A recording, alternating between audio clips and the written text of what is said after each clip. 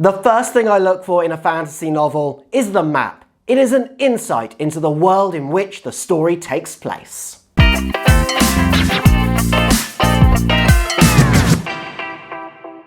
Hey guys, how are you doing today? It's P.E. Gilbert, your blogger, writing consultant, and the author to the fantasy novella, The Sultan's Daughter. And today, we are going to discuss part 1 on how to build a fantasy world. But before we go any further with today's tips, hit that subscribe button.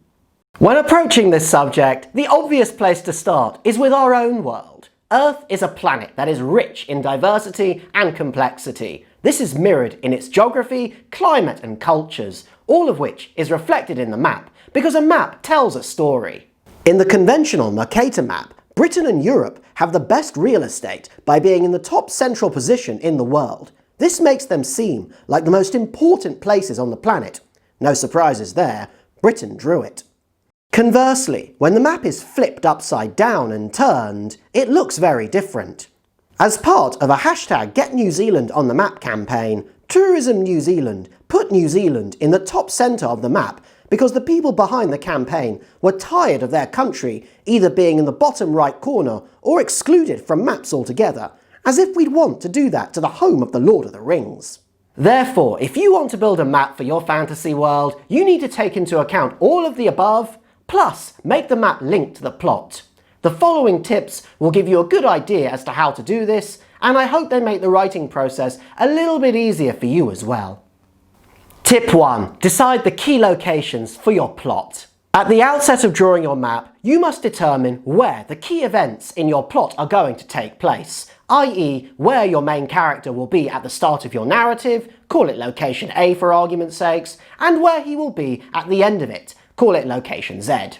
For example, in David Eddings's The Belgariad series, Garion, our central protagonist, starts at Falder's farm, location A, and through the course of the 5 books, he ends up fighting Torak at Cathol Mishrak in location Z.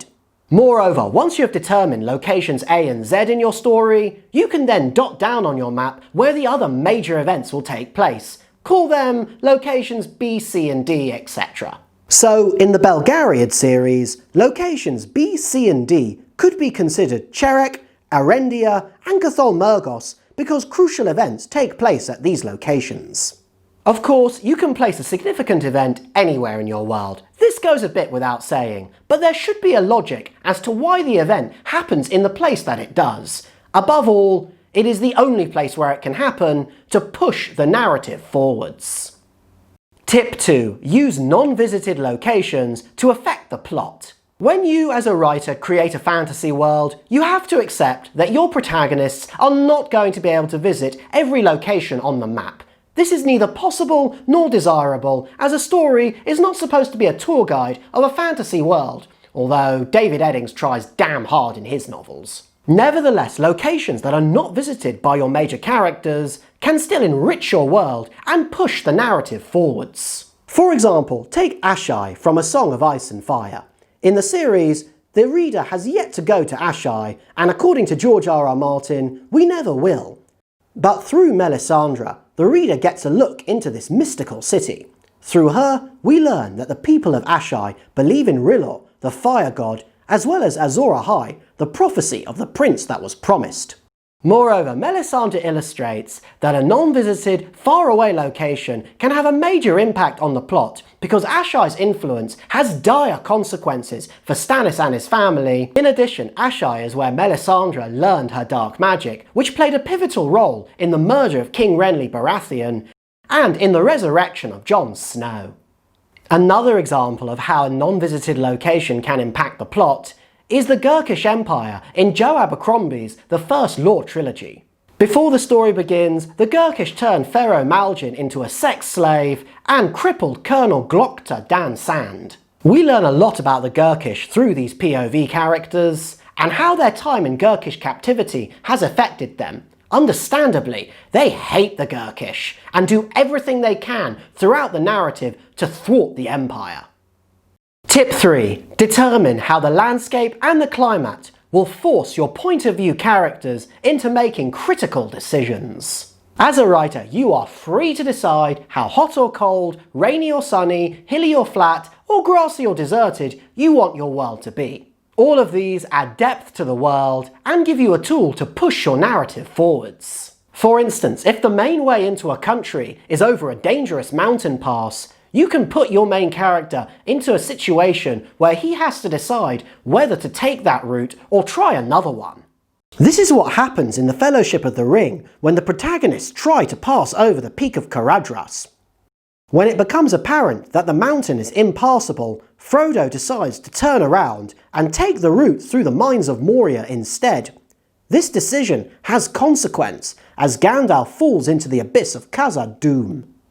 On the other hand, if a country has relatively open terrain and is lush with crops and livestock, you can use this as a reason for why your main character decides to go into or invade this country.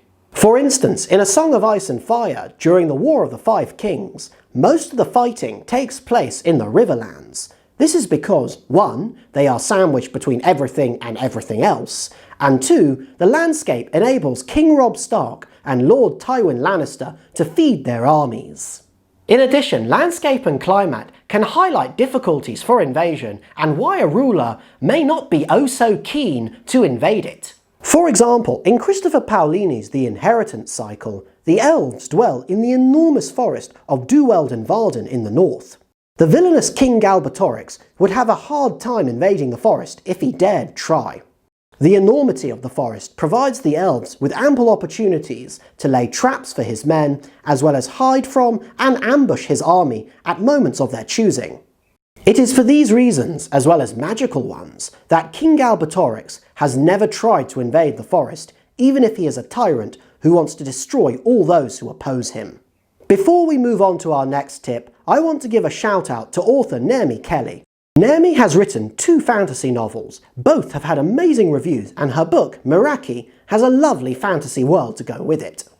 Therefore, check out Trial by Obsidian and Meraki. That's Naomi Kelly, Trial by Obsidian and Meraki, Naomi Kelly, Trial by Obsidian and Meraki.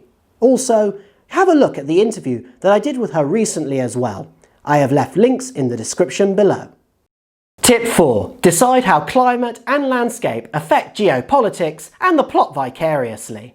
Unquestionably, the geopolitical outlook of rulers is heavily influenced by their climate and their landscape.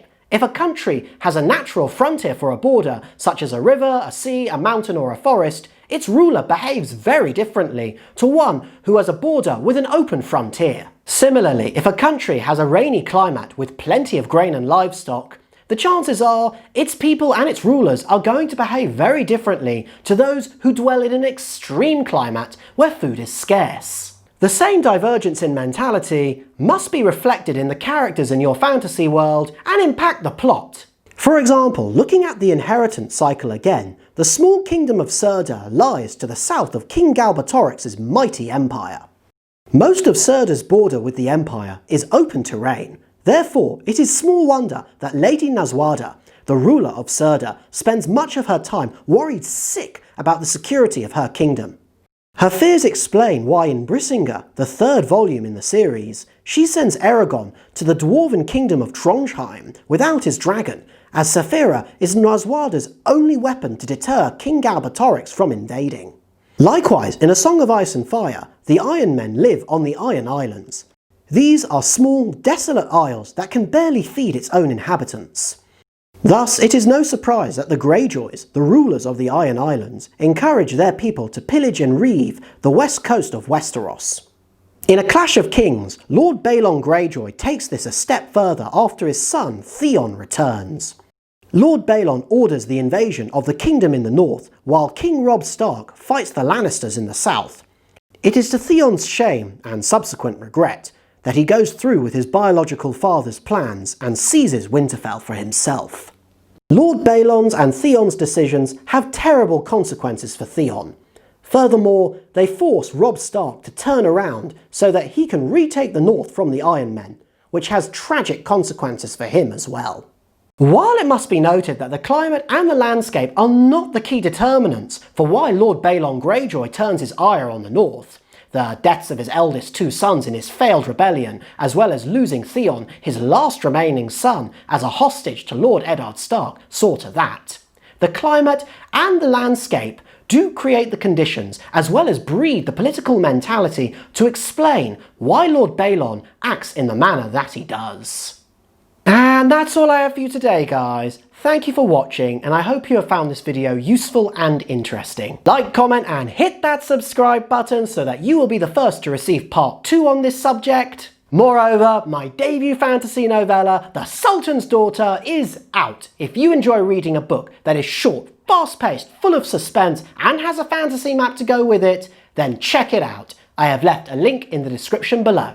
See you for part 2. Until then, keep well. Once again, guys, I just wanted to say thank you so much for watching my video. I really appreciate it and I hope you've enjoyed it. Hit that subscribe button and then you will be the first to receive more awesome content from my channel, and I hope to see you again soon.